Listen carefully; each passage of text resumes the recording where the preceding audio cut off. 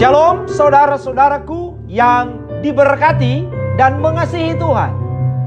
Saat ini dengan sukacita tentu kita mempersiapkan hati pikiran kita untuk membaca firman, merenungkannya dalam kebersamaan di saat ini. Tapi sebelumnya mari kita bersama berdoa. Dengan merendahkan hati maka kami datang kepadamu, Allah yang baik, Allah yang setia, Allah yang mengasihi kami.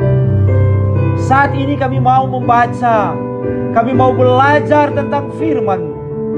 Terangilah hati kami dengan kuasa Roh-Mu yang kudus, supaya hati kami membawa hidup kami terus-menerus berkenan dan benar di hadapan Tuhan.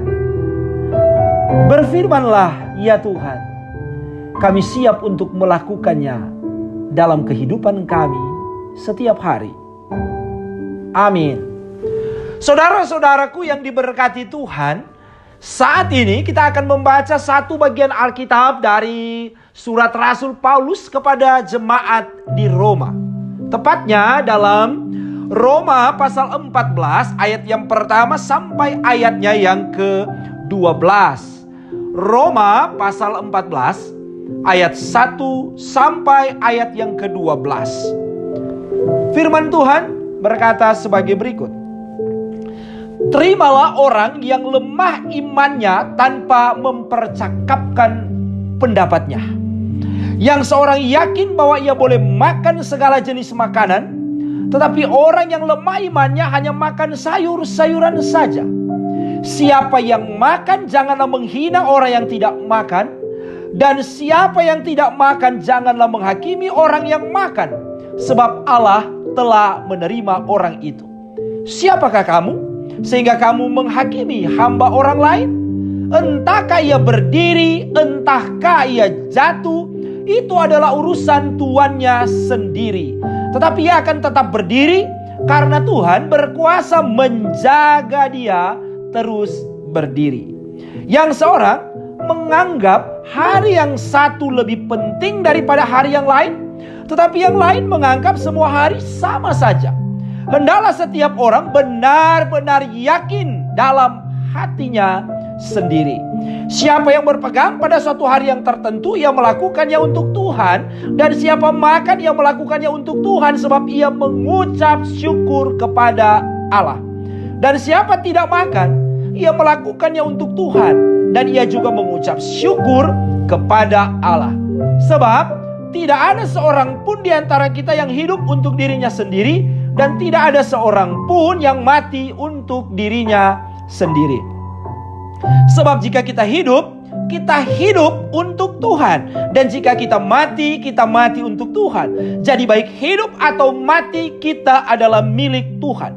Sebab untuk itulah Kristus telah mati dan hidup kembali, supaya ia menjadi Tuhan baik atas orang-orang mati maupun atas orang-orang hidup.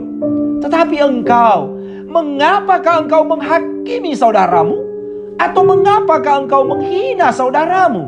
Sebab kita semua harus menghadap tahta pengadilan Allah, karena ada tertulis, demi aku hidup. Demikianlah firman Tuhan. Semua orang akan bertekuk lutut di hadapanku, dan semua orang akan memuliakan Allah. Demikianlah setiap orang di antara kita akan memberi pertanggungan jawab tentang dirinya sendiri kepada Allah. Demikianlah saudara-saudaraku pembacaan kita di saat ini. Ada seorang kritikus seni yang sudah lanjut usia. Dia cukup ahli di dalam menilai dan mengkritik lukisan. Sudah banyak waktu yang dihabiskannya untuk mempelajari kritik seni. Dan sangat banyak buku tentang kritik seni yang sudah dibacanya.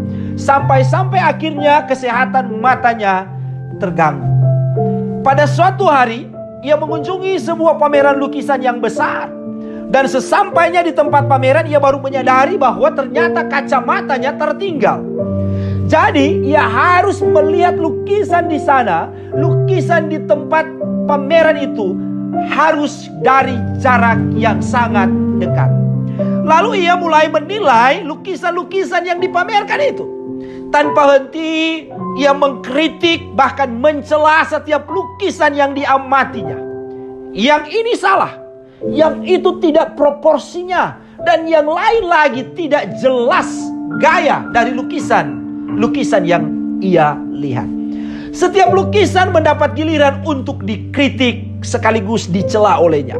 Satu hal yang lucu dari para kritikus seni adalah seringkali mereka sendiri tidak pernah berkarya secara luar biasa, tetapi mereka lebih fasih mengkritik karya orang lain. Akhirnya kritikus tua ini sampai pada sebuah figura besar, bingkai besar yang berwarna keemasan. Dan kemudian ia mendekatkan wajahnya sedemikian rupa untuk mulai mengamati gambar yang ada di dalam figura itu. Sesudah cukup lama memandang, ia lalu mulai menyatakan pendapatnya. Dia mengatakan potret ini, gambar ini, lukisan ini buruk sekali. Bagaimana mungkin lukisan yang sangat buruk dapat dipamerkan di galeri, di pameran yang berkelas? Lukisan potret ini benar-benar tidak memiliki proporsi dan wajah yang ditampilkannya pun sangat buruk. Dan ia menjadi sangat geram lalu mulai mencela pihak panitia galeri yang sudah memamerkan lukisan potret yang luar biasa buruknya itu. Saudaraku, figura atau bingkai emas ini adalah sebuah cermin. Yang dia amati adalah sebuah cermin. Dan potret lukisan yang ia cela di dalam cermin itu adalah wajahnya sendiri. Ketika ia sedang memarahi pihak galeri, istrinya mendekati dan berkata, "Sayang, sabar dulu. Apa yang sedang kamu lihat itu adalah sebuah cermin." Demikianlah pada saat ia sedang mengkritik saudara-saudara, pada saat ia mengira sedang mengkritik lukisan karya orang lain, ia mengakhirinya dengan mengkritik diri sendiri dan sekaligus memamerkan kebodohannya. Saudara-saudaraku yang diberkati Tuhan, kritikan sebenarnya bukanlah sesuatu yang tabu. Walaupun memang harus kita akui ada orang-orang yang tidak ingin dan tidak mau dikritik. Pada dasarnya, kritikan adalah suatu upaya dari orang lain ataupun diri kita sendiri agar menjadi lebih baik, bahkan sangat baik. Mungkin yang menyebabkan orang-orang anti kritik karena disebabkan kritikan bukanlah untuk membangun, tapi lebih banyak untuk membuat orang lain jatuh. Bahkan sekarang yang sering kita temui, kritikan lebih banyak pada upaya untuk menghakimi orang lain. Dengan tujuan seperti itu, maka upaya untuk membenarkan diri sendiri atau kelompoknya lebih terbuka lebar. Padahal kita sadar bahwa kita hidup di dunia yang penuh dengan keragaman, yang harus menghargai satu dengan yang lainnya. Oleh karena itu, maka tema perenungan kita saat ini adalah jangan menghakimi. Suatu refleksi kehidupan di dalam dunia sebagai orang percaya yang didasarkan pada surat Rasul Paulus kepada jemaat di Roma pasal 14 ayat 1 sampai 12. Olehnya saudaraku, mari kita melihat apa yang disampaikan teks oleh bacaan kita ini. Pertama, kita melihat dari ayat 1 sampai 4 tentang adanya istilah orang lemah iman, astenonta te pistei. Dan olehnya Paulus mengungkapkan proslambaneste, terimalah mereka. Siapa mereka? Orang-orang yang lemah ini siapa? Orang-orang yang lemah iman ini. Dalam ayat yang kedua dikatakan di sana mereka adalah orang yang hanya makan sayur saja. Dari pernyataan ini maka kita melihat bahwa orang yang lemah iman adalah orang yang bimbang, sedangkan yang makan segala jenis makanan adalah orang yang meyakini apa yang dia lakukan adalah boleh dan benar. Di ayat 2 ini Paulus mengatakan ada orang yang lemah iman Dan ada orang yang mempunyai iman yang kuat dan yakin boleh memakan segala jenis makanan. Men pistewei fagein. Dari ayat-ayat awal ini kita mendapati adanya perbedaan sekaligus menghadirkan dua kelompok dalam jemaat. Dan yang menjadi kekhawatiran Paulus bahwa kedua kelompok ini kemudian saling menghakimi. Mereka merasa diri paling benar. Karenanya Paulus menghendaki agar mereka bisa menerima satu dengan yang lain. Supaya tidak ada perselisihan. Dia krisis.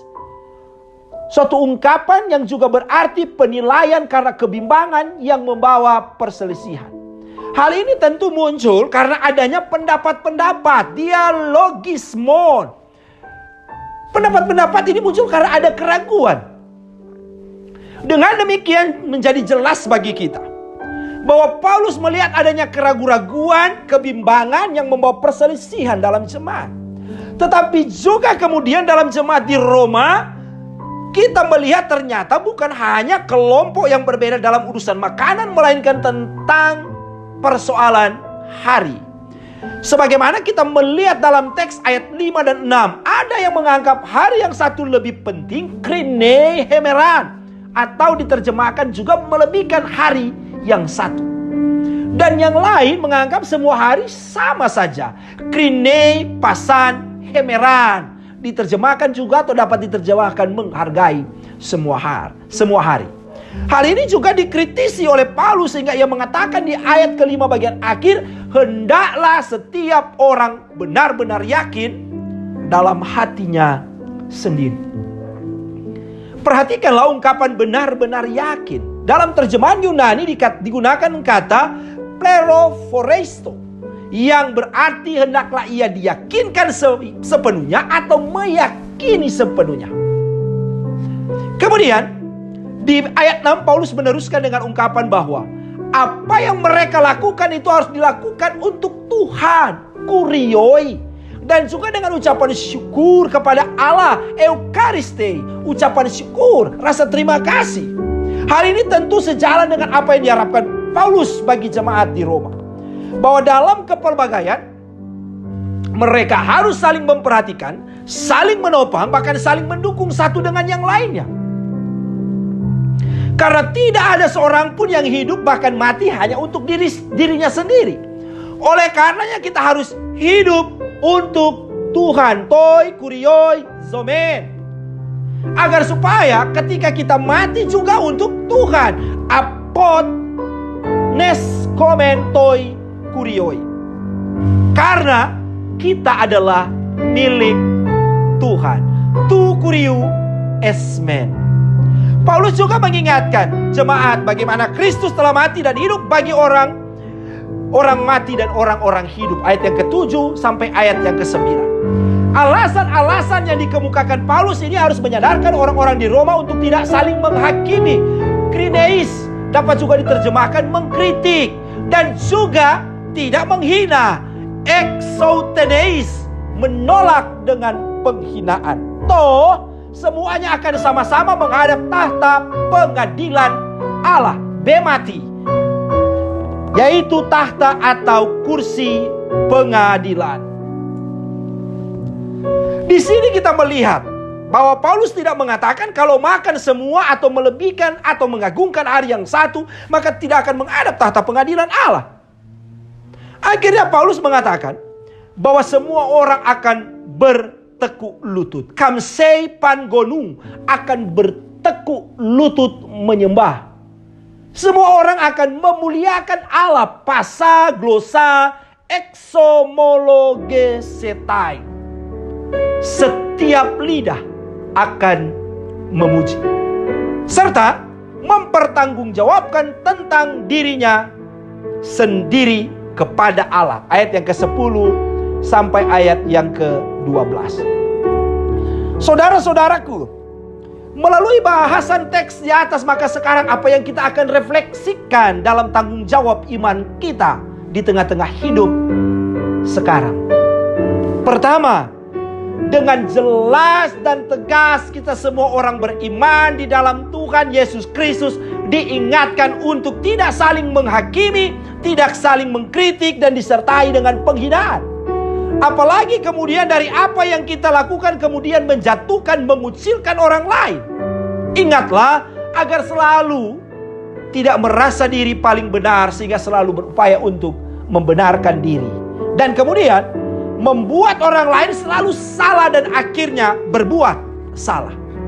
Ingatlah untuk sedapat-dapatnya menghargai orang lain dalam kehidupan yang kita jalani. Di tengah-tengah keragaman dalam segala aspek hidup. Jangan hanya karena perbedaan akhirnya menimbulkan pertikaian. Untuk menghindari itu semua maka belajarlah untuk tidak membanding-bandingkan kemudian melahirkan persaingan yang dapat membawa perpecahan. Seperti sebuah lagu yang menarik yang kita dengar pada saat upacara kenegaraan dalam rangka HUT RI ke-37 di Istana Merdeka yang kemudian menjadi viral di mana-mana dan dinyanyikan oleh seorang anak bernama Farel Prayoga. Wong kok ngene kok dibanding-banding ke, saing-saing ke yo mesti kalah. Tak oyako aku ya orang mampu, mung sakuatku mencintaimu. Ku berharap engkau mengerti, di hati ini hanya ada kamu. Saudara-saudaraku menarik, karena dunia ini kadang-kadang sering membanding-bandingkan dan menimbulkan persaingan. Dan celakanya, membanding-bandingkan dan menimbulkan persaingan ini adalah untuk membuat dan menyatakan diri jauh lebih hebat dari orang lain dan menjatuhkan musuh-musuh kita. Kehidupan kekristenan adalah kehidupan yang saling menghargai, menghormati setiap perbedaan dan kekayaan kasih karunia untuk saling melengkapi dan bukan untuk merasa diri paling hebat di dalam iman. Yang kedua, yakinlah dalam hatimu segala sesuatu yang kita anggap benar di dalam Tuhan. Jangan kemudian kita mengalami kebimbangan atau keraguan. Untuk tetap yakin sepenuhnya maka kita harus tetap hidup dalam kehendak Tuhan. Sehingga kita mengerti dengan jelas apa yang diajarkannya tanpa ada sedikit keraguan. Hal ini mendorong kita bukan hanya sekedar percaya dan beriman, tapi juga harus terus belajar kebenaran firman. Sehingga kita mengenal Tuhan dengan benar.